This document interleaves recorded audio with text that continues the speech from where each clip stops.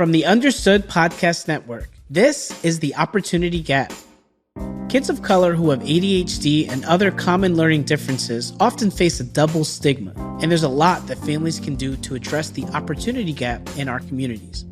This podcast explains key issues and offers tips to help you advocate for your child. My name is Julian. I'm a father of two and an assistant principal in Philadelphia, where I've spent nearly 20 years working in public schools. I'll be your host. Welcome to Season 3. Welcome back, listeners. It's me, your boy, Julian. I am here, and we have a really great episode for you today. You know, all our episodes are great, but this is an extra great one. Y'all turned into a solo episode. It is just little old me today. But we really want to talk about the things that some people have been asking us a lot about, specifically around learning disabilities. And I'm going to try to answer some of those few common questions that so many families have about special ed. Let's get right to it. Number one, Mr. Svedra, what is a learning disability? So what is a learning disability? They are defined as lifelong challenges with learning skills like reading, writing, and math. These challenges are caused by brain differences, and they're not related to intelligence. So let me say that one more time so it's clear. It is a challenge, and it's not an intelligence-based thing. It's a difference in the way that you learn. Learning disabilities are real. They can impact people at school, at work, everyday life. They've been around for forever, since humans have been around, and they will continue to be around. You don't outgrow most learning disabilities, but there are strategies, there are supports, and there's teaching approaches that can really help people thrive with the learning disability, not despite the learning disability, with the learning disability. We'll talk a little bit more about what those supports look like, specifically for our students in just a minute. But again, a learning disability is a challenge caused by brain differences, and it's not related to intelligence. Mr. Svedra, what is an IEP? I'm sure a lot of you listeners have heard this mentioned constantly, but again, we just want to make sure that we clarify so everybody's on the same page. When kids struggle in school, you may hear the term IEP. But what is an IEP? And how do IEPs support kids with learning disabilities? IEP is an acronym that stands for Individualized Education Program. Individualized. Key on individualized education program. It's more than just a written legal document, although that's what it is, but it's more than that. It maps out the entire program of special education, which means the instruction that the student's receiving, the type of support that a student might get, and the services that are necessary to make progress so that school can be a positive experience. But this IEP really is a legal document that not only gives the students, but it gives the families, it gives the schools protections, and making sure that these protections are in place so that the student is getting everything that they need. They allow families to be involved with decisions that impact their child's education. I have a lot of students that come in and they know they have an IEP, but they're not really sure what does that mean. So we always try to stress when you have an IEP, it's an individual education program. It's individualized, which means, you're getting customer service that's specialized for you. That's what you want to think about when you have an IEP in place, this customized individual experience that is specially for the learning disability or the learning differences that your child has. The Individuals with Disabilities Education Act, also known as IDEA, federal law, it requires public and charter schools to create an IEP for a student who qualifies for special education services. Children can get an IEP starting at age 3 until they graduate from high school, or up to age 21, so whichever comes first. In order for you to be eligible for an IEP, The student must have at least one of the 13 different disabilities covered by IDEA. And as a consequence of having it, the student requires special education to be able to advance in school. There is a process to receive an IEP, and it really begins with something called an evaluation. Families listening, evaluation, remember that word. It's really, really important. Evaluation, it has to begin with that. And this evaluation is conducted to show the strengths and the challenges that the student might face. This can be a combination of a pediatrician could get involved, a school psychologist, a team of teachers, a whole host of people are going to evaluate the student's skills. It's not just going to be one person saying, I think something's going on. This kid needs an IEP. It doesn't work that way. There's a whole team of people that have to get involved, and they have to really do a deep dive to evaluate all the different aspects of the child to really figure out, well, what do we need to do to support this student? And do they truly need extra help? Or are there other interventions that we can do? I also want to make sure that we mention, unfortunately, private schools are not compelled to offer IEPs. All right, so that umbrella could be religious schools or private schools that they are not compelled or they don't have to follow IEPs. So if you are a family that is sending a child to a private school, you are able to get special education services. It just might not be through the school. It could be through a service plan, better known as an individualized services plan. Next question. All right, Mr. Svedra, I heard about these numbers. 504. What is it? It's another question I get all the time. What is a 504 plan? I'm sure people have heard of that too. So let's make sure we clarify for everybody out there. IEP and 504 are two different things. Sometimes they cover the same thing, but they're two different things. So let's jump in. In school, some students receive support under a 504 plan rather than an IEP. A 504 plan isn't part of special education, and it serves a different purpose than an IEP. So if you come to school saying, I got a 504, that's not something that's covered under special education. It's not under IDEA. It's a totally different thing.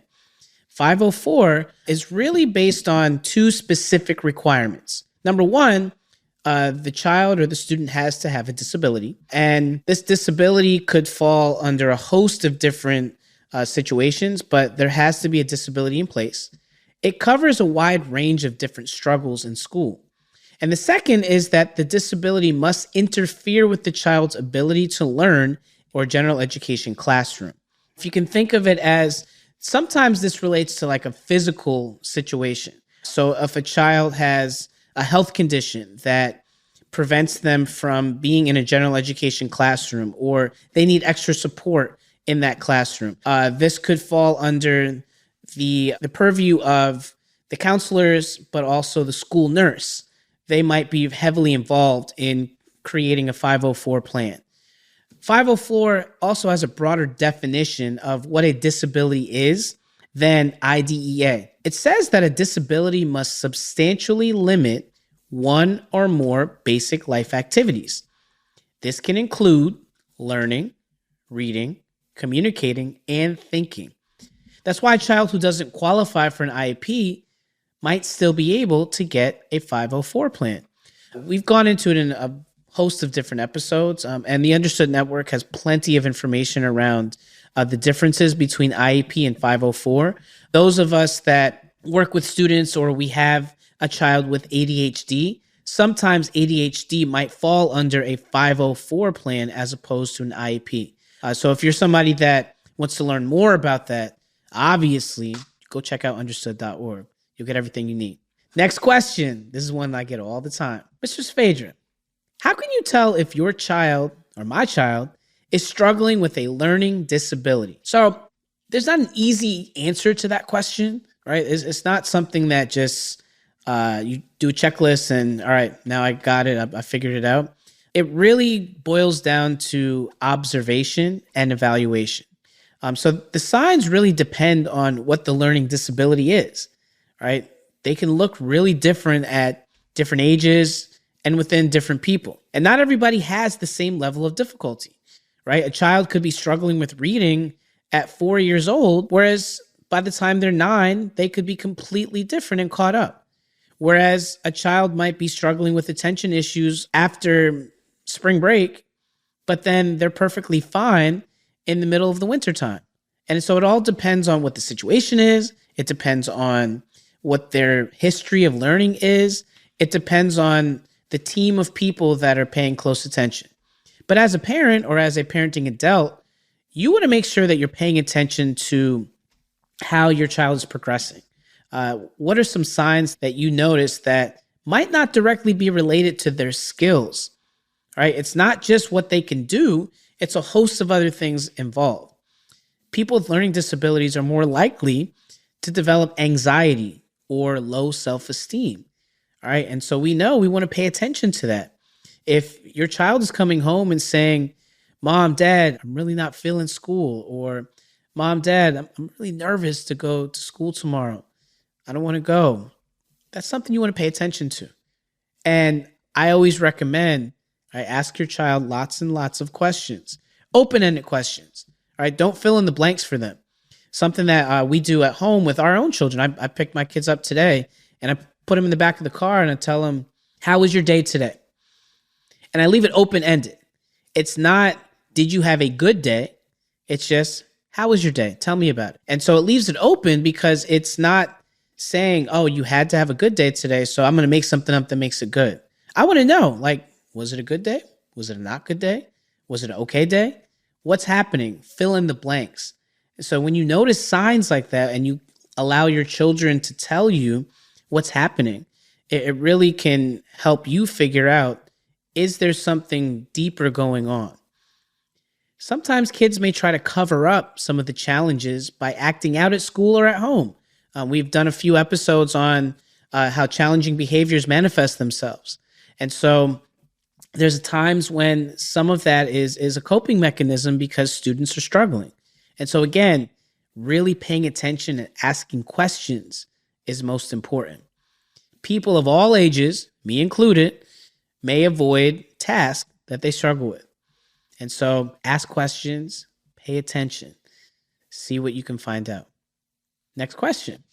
Mr. Saavedra, how are learning disabilities diagnosed? How are they officially diagnosed? So I'm going back to the word that I said multiple times, but I'm going to say it again so that we're crystal clear. The only way to know for sure if a child has a learning disability is through an evaluation. An evaluation is going to look for specific strengths and challenges in reading, writing, math skills. There also might be a psychological evaluation. There might be a behavioral evaluation. But these evaluations are comprehensive. So it's not looking at one thing. It's a comprehensive look at the student as a full child and a full learner. They can happen at school or they can be privately conducted. There are some professionals who assess students for learning disabilities.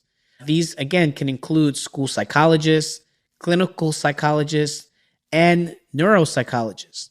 And sometimes you might find that there's pediatricians that are involved, or even psychological groups that focus on specific learning disabilities that can help with this process. But the key is that it's not something that you just say, oh, my kid got a learning disability, there's something wrong with them. And if you ever hear somebody say that, then you immediately go back to this episode and say that Mr. Saavedra, aka your boy Julian, said you have to use evaluations to diagnose any learning disabilities. And that's it. That's the only way. So this leads into a next question. What rights do families and students have in terms of their school experience? This is one that is incredibly important. And if I'm being 100% honest, our podcast is called the Opportunity Gap.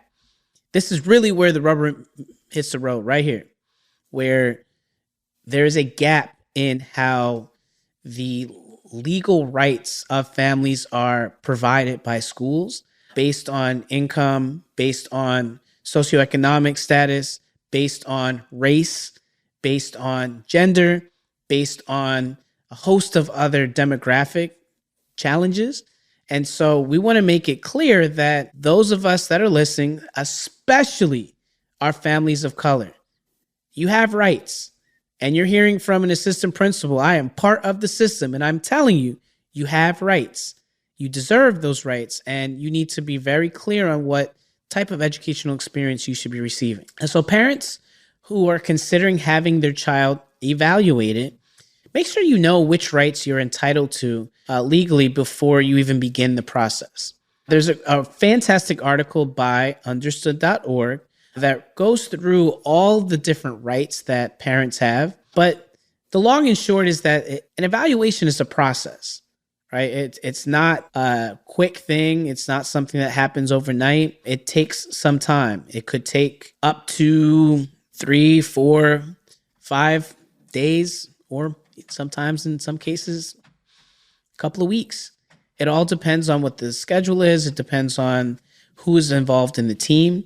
Just know that there are a couple of important things that as families and as people who live in this country, based on federal law, you have every right to have. And these can include, one, you have the right to request an evaluation. I always recommend that if you are requesting an evaluation, the school should receive that request in writing. So either writing it on a note or asking for an evaluation in an email to an administrator or a teacher. And that written documentation that's time-stamped, that tells the school, all right, at least in Pennsylvania, we have 60 days, 60 school days to process that evaluation. So legally, if you request it, then the schools have to honor that request. You also have a right to receive written notice of the school's decision, right? So you can request the evaluation, but then you need to have notice and clear clarification as to what the results of that evaluation are in a certain amount of time. And that's a legal right. You have the right to give or refuse consent. And, once you start this process, there is a host of documents that will be sent to you for you to agree or not agree. So at any step of the process, if something's not feeling right, you can say, I'm not providing consent to this and step out. All right. So that's your right. You don't feel like you're ever being forced to do something that you as a family don't believe in. You also have the right to a thorough evaluation. Like I've mentioned a few times, an evaluation is a full team of people. Ask for their credentials. Like, what is their stuff behind what they're doing? Do they have the proper credentials to be doing this evaluation? It's not the end all or be all, but ask for where did they get their own school degrees? Where did they go to school for their information? What kind of experience do they have? So that you understand clearly, who are these people that are evaluating my student? And lastly, you have a right to be free of discrimination. And, those of us that are people of color, this is something that we've talked about extensively on the podcast, that there is rampant discrimination in schools. I mean, it's a fact. And special education specifically, there is discrimination that comes out in many forms, whether it be explicit bias, like explicitly saying things that are based in discriminatory practices, or implicit, meaning it's not come outright and said, but you just feel it. And, many of us have experienced it. We know what that feels like. We know that that's not right. And if you get any inkling of that feeling, those families of color or those that are not, but are allies of people of color, if you get any inkling of that, please make sure that you write down what was said.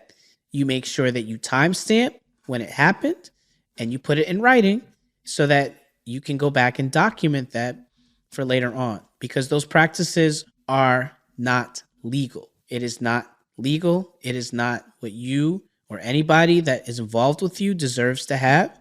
And so your right as a family and as somebody being educated in this country is that you deserve certain legal protections, especially when it comes to discriminatory practices and special education. A school can only deny an evaluation request if it believes that there's no evidence your child has a disability. And they have to make sure that they explain in writing why the school is denying the request for evaluation. Whew, that's a lot of information, but it's information that you need to know. So again, big hits from this are those of you that are parents and you have children, make sure that you're paying close attention to the signs of any struggles that they're having.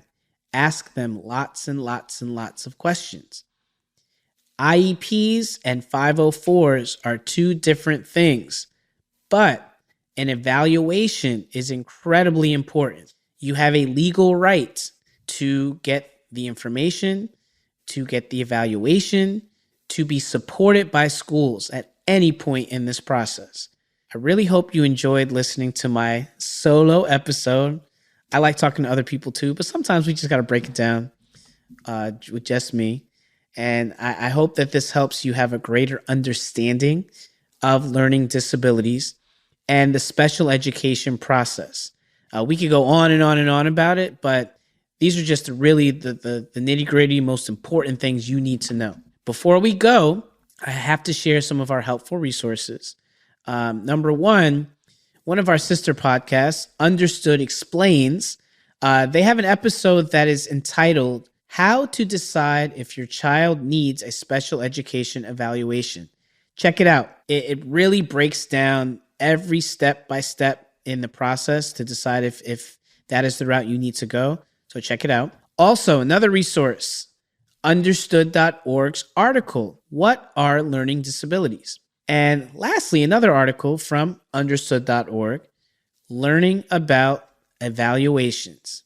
If you don't remember anything about this podcast, remember the word evaluations. It's incredibly important in the process. Again, I can't thank you enough for choosing to take the time to listen to us and join us. Spread the word. We're really trying to get this information out there. It is incredibly important. I deal with this on a daily basis in the honored position of being an assistant principal. I love my job and I love the work that we do, but I also know that there are families out there struggling to get this information. And so if you're listening, share this information with others. Because we want to make sure that everybody has the tools they need. Thank you once again. Opportunity Gap. We'll see y'all in the next one. Take care. The Opportunity Gap is produced by Tara Drinks, edited by Sin Pin. Alana Milner is our production director. Our theme music was written by Justin D. Wright, who also mixes the show for the Understood Podcast Network. Laura Key is our editorial director. Scott Kocher is our creative director. And Seth Melnick is our executive producer. Thanks for listening, and see you next time.